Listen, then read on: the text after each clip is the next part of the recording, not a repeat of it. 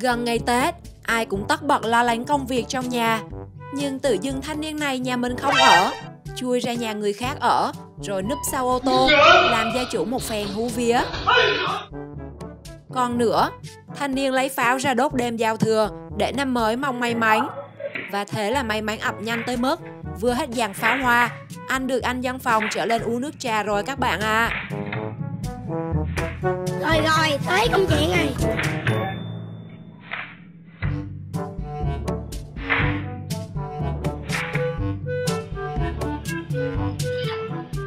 Hai trong rất nhiều hành động đáng sợ của người Việt trong dịp Tết. Hãy cùng Thế giới hôm nay khám phá hết video này để thấy được những hành động đáng sợ của người Việt ngày Tết 2025 được camera vô tình quay lại nhé.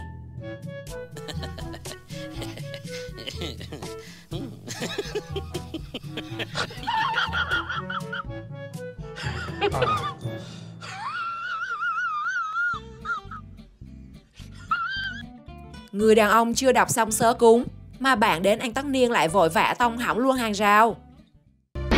Còn gì nữa đâu mà khóc với chồng. Cô gái thầm nghĩ massage cho khách nhiệt tình để có tiền boa về ăn Tết. Nhưng cái kết không biết đủ tiền uống thuốc không nữa.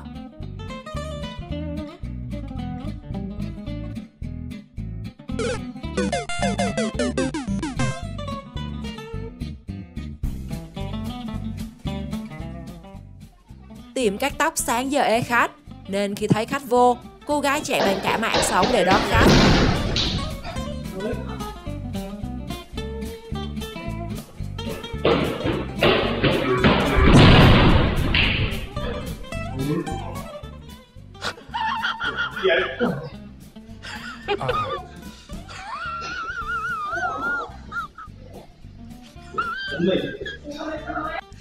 Chàng trai vào tiệm tóc, yêu cầu cắt cho đầu tóc cực cháy để chơi Tết.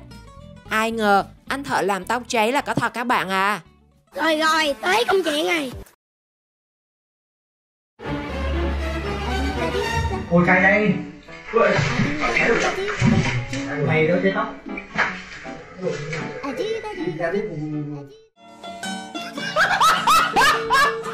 Cảnh tượng được quay tại Thanh Hóa. Một người đi mua bình sứ về trưng hoa Tết và được người bán giới thiệu bình sứ hình Iron Man từ đời nhà Thanh. Nghe cứ cấn cấn thế nào các bạn nhỉ?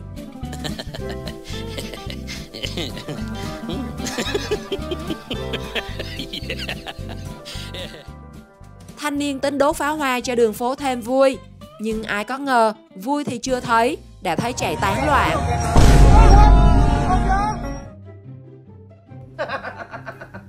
Rồi, mày xong rồi.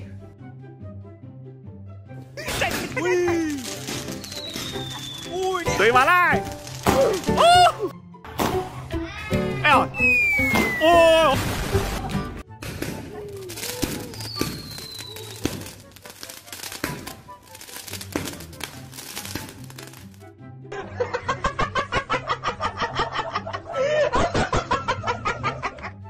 Định chụp lại khoảnh khắc lãng mạn cùng người yêu khi xem biểu diễn ca nhạc, chàng trai không ngờ chiếc điện thoại của mình lại mất trong vòng một nốt nhạc. Để quá khứ ở lại, để câu chuyện buồn đó xuống, không nhắc tới nữa, không luyến tiếc nữa, không xăm xôi, không phân tích, không lý giải ai đúng ai sai nữa. Câu chuyện đã kết thúc và bây giờ ta phải trở về hiện tại, sống cho thật là đàng hoàng. Tết tới mông nên cô gái vì vội làm đẹp mà lao thẳng xe vào cửa tiệm. May mắn không làm ai bị thương, nhưng cô nàng lại bị viêm màng túi vì bồi thường cho tiệm.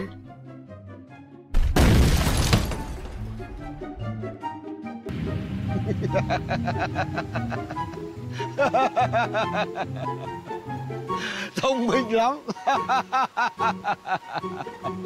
Niệm luôn rồi.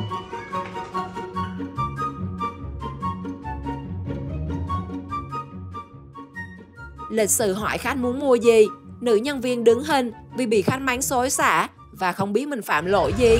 Mua gì? Lên trời, luôn này giày dép người ta, túi xách mua ba lô mỹ phẩm. Ủa trong này có gì mua đó thì mày vô đây muốn bò. Thái độ gì vậy? Thái độ gì có thái độ nữa hả? Qua sốc khách mua mà.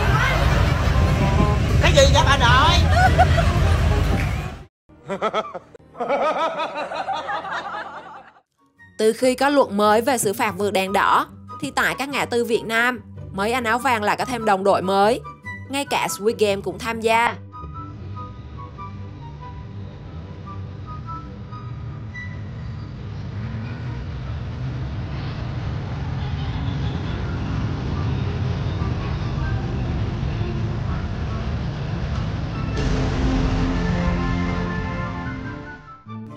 Tết nhà ai cũng phải mua đồ mới, nên dù đang bận đưa tang, cả đoàn vẫn tạm nghỉ để mua những món đồ gia dụng.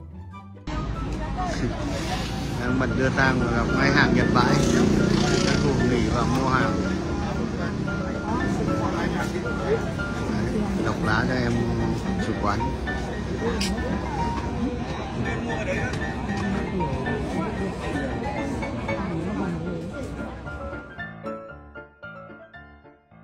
Đi chơi hơi trễ, người chồng check-cam thấy vợ yêu thương chờ cửa.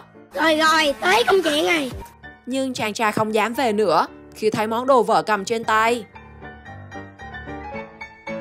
Xin vĩnh biệt cụ. Cô gái đi massage thư giãn đúng nghĩa. Khi vừa có người gội đầu, người đàn, người ca, khách hàng đúng là thượng đế.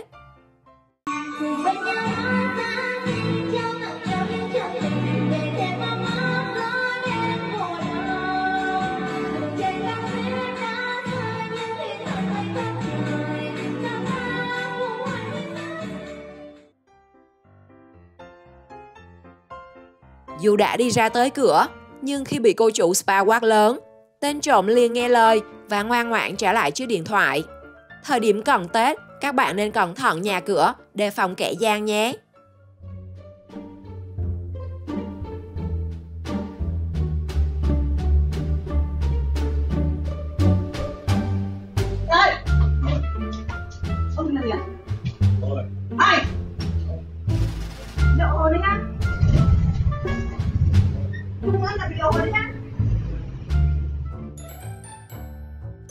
Cô gái đến mua hàng, miệng thì hỏi nhân viên tư vấn, nhưng tay thì tranh thủ lấy chiếc điện thoại của nhân viên để trên bàn.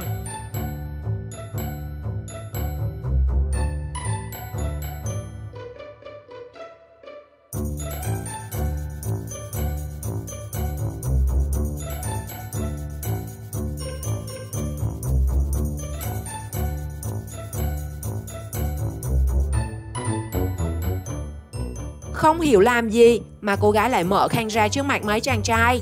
Có bạn nào biết thì chia sẻ với mọi người nhé.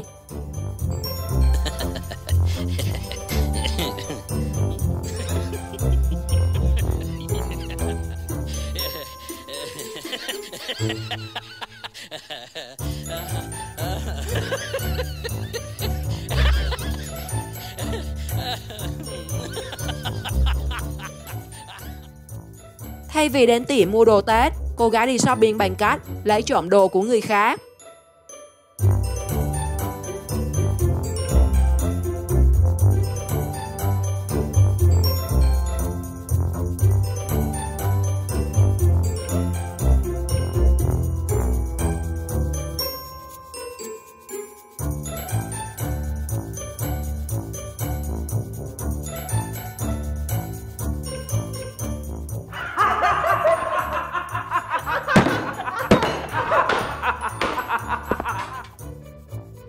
Vì mãi cắm đầu vào điện thoại, cô gái đã lên nhầm xe người khác, khiến anh chồng hoảng hồn vì xém tí mất vợ. Không nhìn này, xe của nhà thì không ngồi này, nhảy cái vèo lên xe người khác này. Đây. Ôi giời, xấu hổ, ôi giời ơi. Chỉ một lần vi phạm giao thông, cô gái đã tìm được tình yêu đích thực và thẳng thừng tuyên bố sẽ là hôn anh chàng cho đến chết. Đi nha. Lần đầu tiên trên đời tao nhớ mãi cái ngày hôm nay.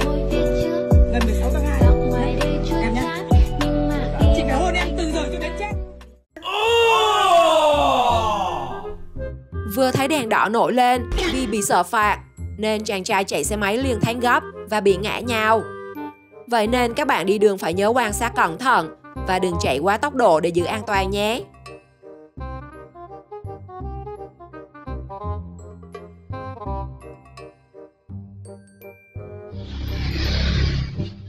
Trời dạo này lạnh không mở cửa. Được ngày nắng, tưởng cô gái mở cửa hàng ra bán. Nào ngờ lấy đồ ra đập các bạn à. Là sao vậy nhỉ? Ai biết comment nhé.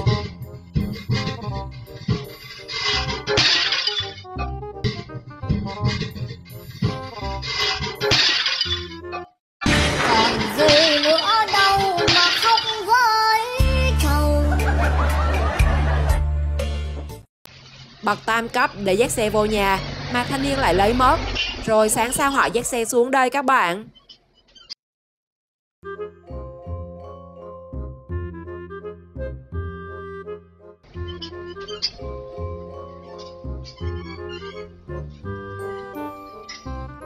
Cả nhà chơi đốt pháo. Người phụ nữ được giao nhiệm vụ bỏ cây pháo vào lọ thủy tinh, nhưng bà ấy lại cầm luôn vào nhà.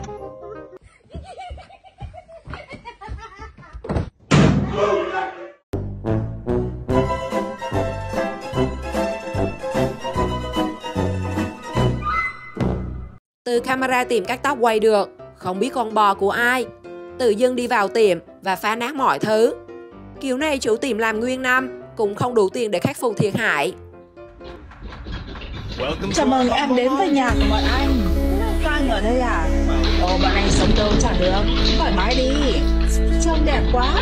Đẹp được không?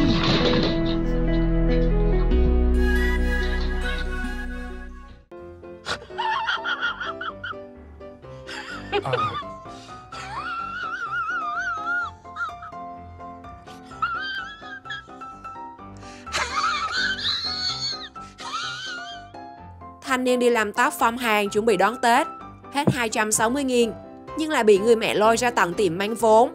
Vì các kiểu bình thường mà lại ăn quá mát.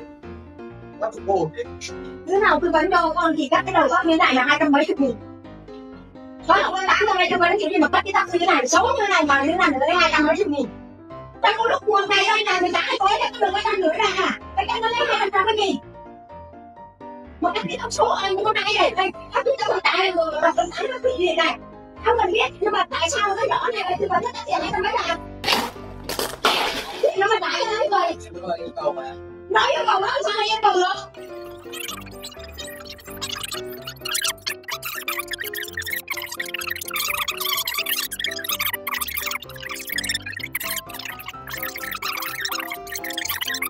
Tao lấy mày cả đón. Thanh niên lái xe máy đi chơi, nhưng không hiểu sao tông luôn hàng rào.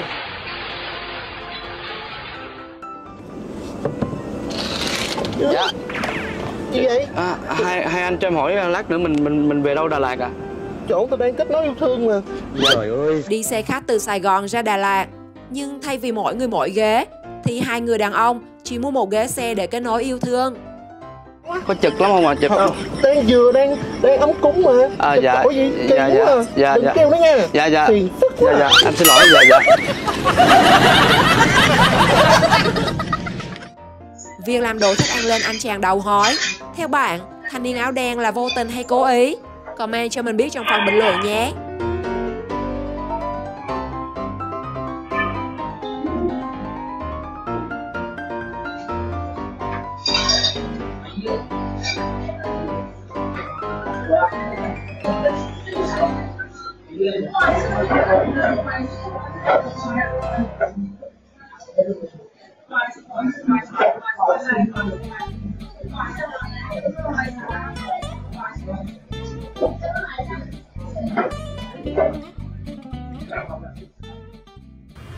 Camera vô tình ghi lại khoảnh khắc mà đến 99% đàn ông đều tự thấy bản thân mình trong phi vụ này.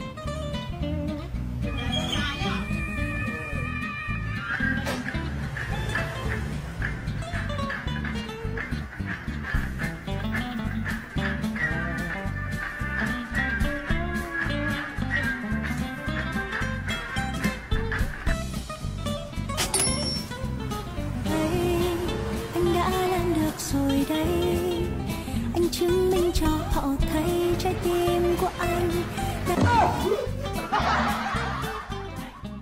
Tự dưng đang ngồi, đồng hồ chuyển sang 6 giờ 30. Người đàn ông liền đứng dậy nhảy múa, làm chàng trai bán nước mía không hiểu chuyện gì. Ai biết comment trong phần bình luận nhé.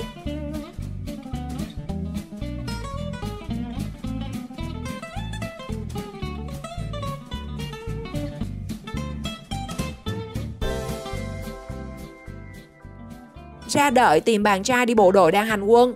Nhưng sao hành động của cô gái đáng sợ quá các bạn à.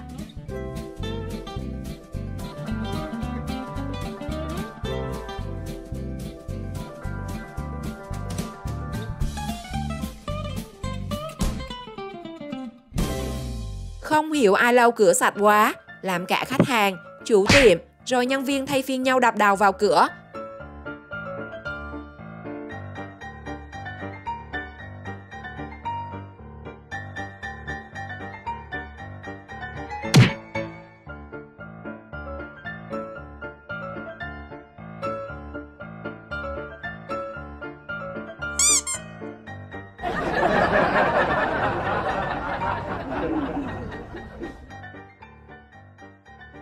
Tết ai cũng muốn lái ô tô về quê ăn Tết cho nhanh.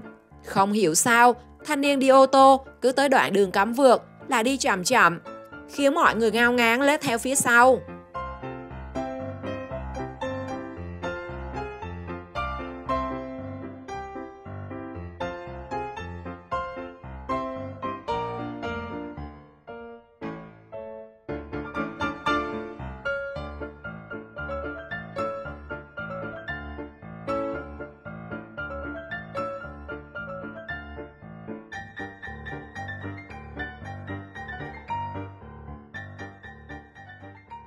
Thanh niên đánh hơi quá tay, làm bóng bay, đập bể luôn hồ cá của tiệm.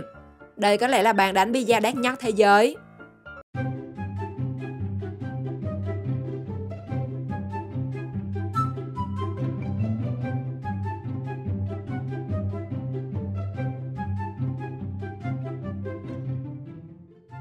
Hành động của người Việt nào theo bạn là đáng sợ nhất? Comment câu trả lời cho mình biết trong phần bình luận nhé. Xin chào và hẹn gặp lại!